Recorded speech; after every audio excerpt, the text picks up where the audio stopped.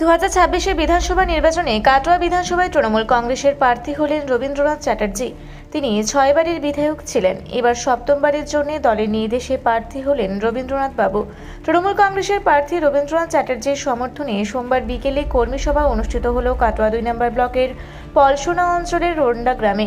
উপস্থিত ছিলেন তৃণমূল প্রার্থী তথা জেলা সভাপতি রবীন্দ্রনাথ চ্যাটার্জি, কাটোয়া 2 নম্বর ব্লক তৃণমূল কংগ্রেসের সভাপতি পিন্টু মণ্ডল, কাটোয়া 2 নম্বর পঞ্চায়েত সমিতির সভানেত্রী শুভ্রা বর্মন, কাটোয়া 2 নম্বর পঞ্চায়েত সমিতির সহ সভাপতি রাজীব চ্যাটার্জি, জেলা পরিষদের সদস্য সাগর প্রধান, পলসোনা অঞ্চল তৃণমূল কংগ্রেসের সভাপতি বীরবল মণ্ডল সহ অন্যান্য নেতৃবৃন্দ।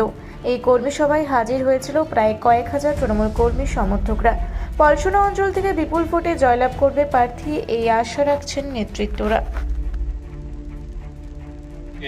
কেন্দ্র করে আজকে আমরা পলসোনা অঞ্চলের তৃণমূল কংগ্রেসের কর্মীদের সঙ্গে মিলিত হয়েছি।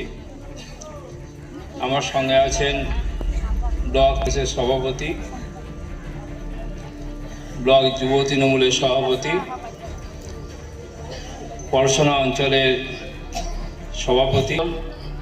আমাদের কর্মীরা চিরকালই অত্যন্ত সচেতন থাকেন।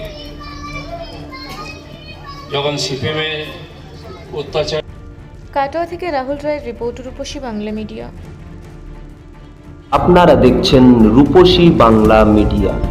এখন একটা ছোট্ট বিরতি, ফিরে আসছি বিরতির পর। পুরুলিয়ায় পাত্রপাত্রী যোগাযোগের একমাত্র বিশ্বস্ত প্রতিষ্ঠান বিবাহ পরিচয়।